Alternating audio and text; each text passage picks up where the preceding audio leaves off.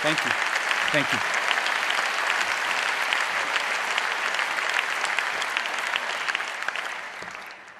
Thank you very much. It's a great privilege to be here.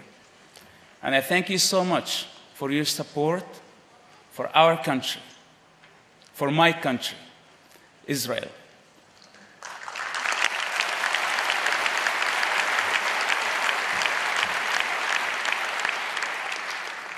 We all came here to say that I like Israel. I would like to say that I love Israel.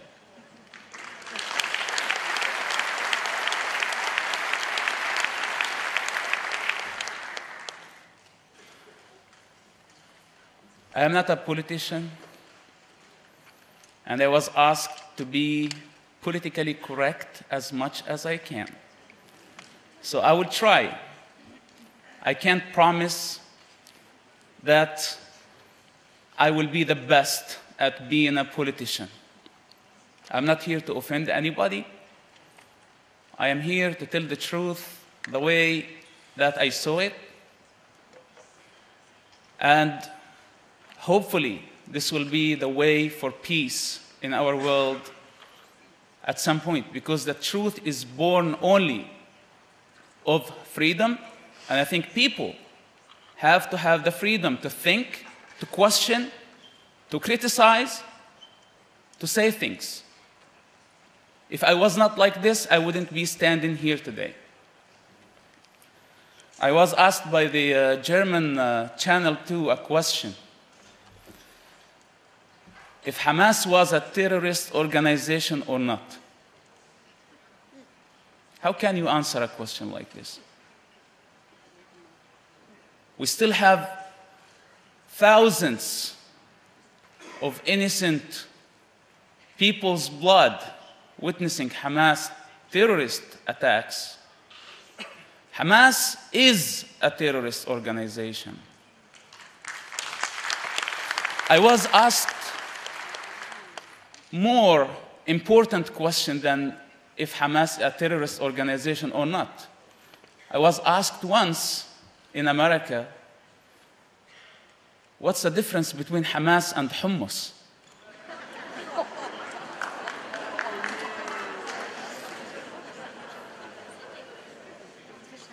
Hamas was born to destroy the state of Israel. Hamas was born to destroy, and Hamas doesn't know how to build. I can say this because I have the authority to say that. I grew up in the heart of Hamas leadership. My father, Sheikh Hassan Yousuf, is one of the founding members of Hamas organization. My family had to pay a very high price for the cause of Hamas, and we had to suffer more than any Palestinian family. So Hamas, at some point of my life, was my project. It was my business and my family's business. And I know about Hamas more than its members know about it.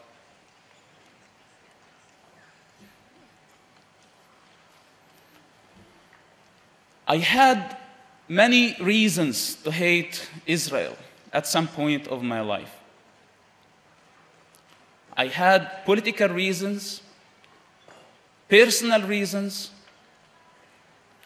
ideological reasons, and please to focus when I say ideological reasons. People are running from the reality that there is religious war. And there is a war between gods in the Middle East, between ideologies, between values, between the Western civilization and the barbarians. This is the reality on the ground. This is what's happening.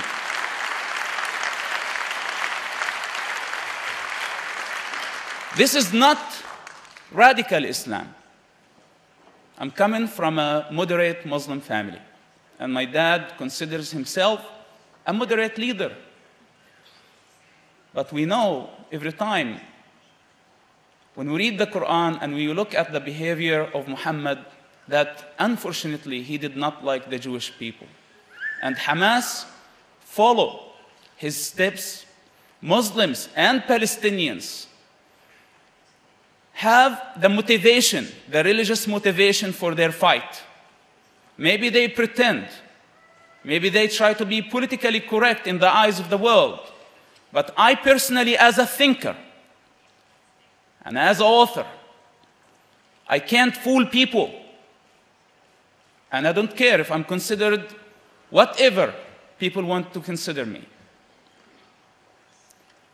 We have to face the reality with courage before it's too late.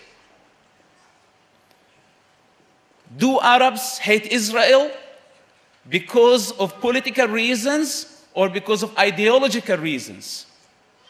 Is it a political conflict or a racial conflict? When I see and listen to the media here in the West, I start to forget where I'm coming from. I know the language, I know the people, I know the mentality, I know everything about that culture of death. And I start to believe the lie that this is just a minor problem. I'm here today to say that the ideological dimension of the Middle East conflict is the most important dimension. And we, as free people, have to take this in consideration. This is my message and this is my responsibility.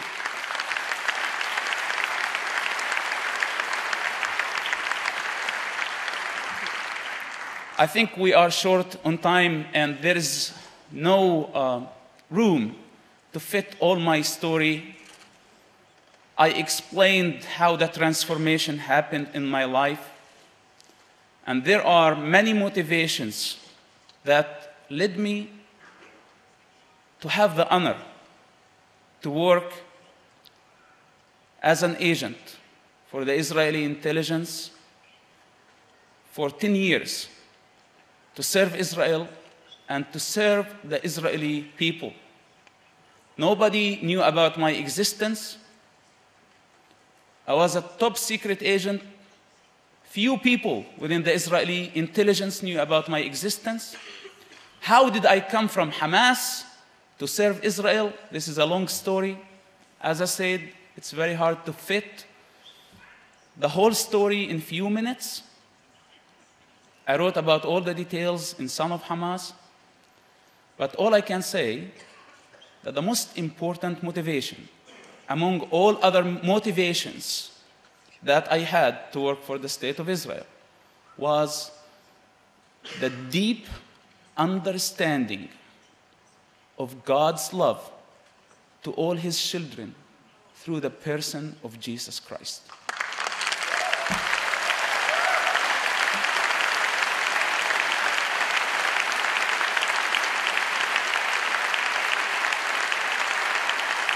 I am not here to preach.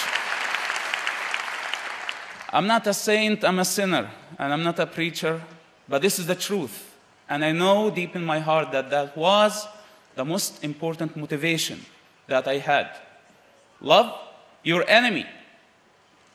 And I took the challenge, and because of that, I stand here today very confident. Yes, disowned. Yes, my nation want to kill me and execute me, and they consider me as a traitor.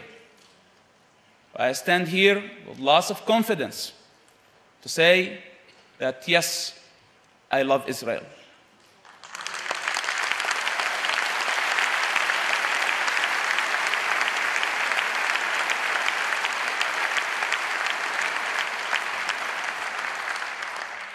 Politicians and the international community, governments, everybody is talking about the right of a Palestinian statehood, that Palestinians have their own state. I think it's a bad idea. And I think that Palestinians will pay very high price for this. Palestinians for more than 60 years tried to destroy the state of Israel, not to build a Palestinian state. And now they're coming very late,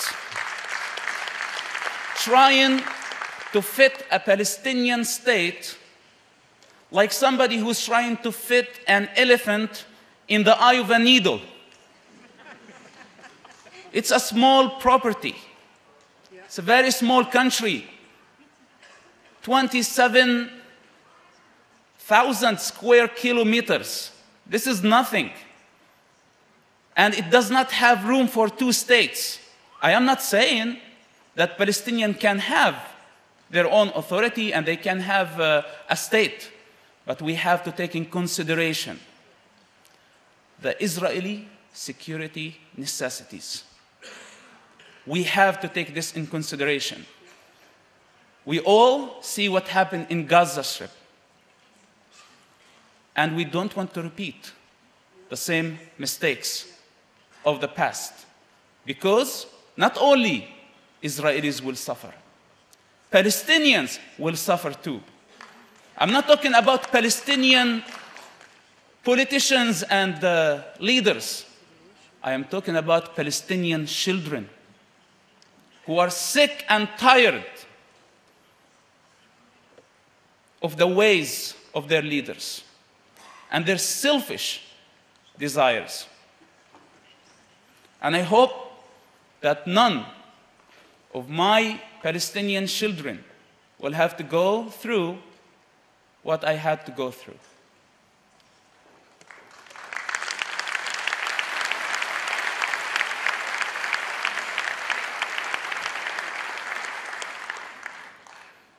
As I said, I worked for the security of Israel, and in the meantime, I still love my people. Our goal was not only to bring security to the state of Israel. Our mission on a daily basis was to save human lives. Arabs, Palestinians, Israelis, Americans, and all types of people. That was our duty. And this is the truth that I learned for many years. That was our responsibility. When Arabs, with their propagandas, and Palestinians try to describe Israel as thirsty for the Palestinian blood, this is a lie for cheap political achievements. I was a witness, I have been a witness, and I know that Israel is not the problem in the Middle East. Israel is the solution to the Middle East.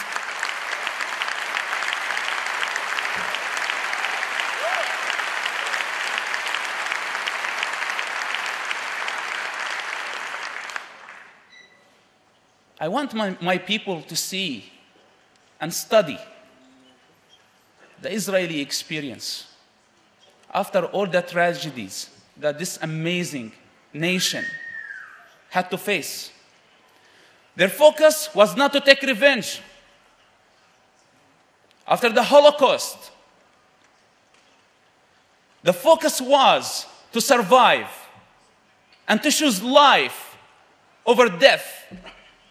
Unfortunately, my people did not learn from this amazing experience, and they are doing totally the opposite. They're seeking death over life. This is why I say that Israel is the solution, not the problem. And let me be honest with you.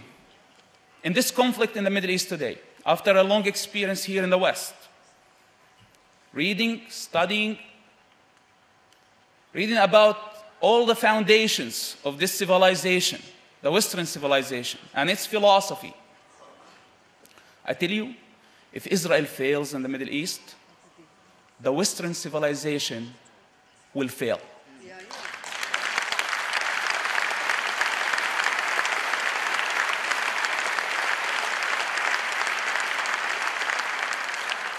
It's our duty to protect and defend the state of Israel. And this is not for any political achievement. When I did this, when I do this today, I do it for myself. And I do it for the generations to come and for peace in our world. Thank you so much for coming this evening, and God bless you all.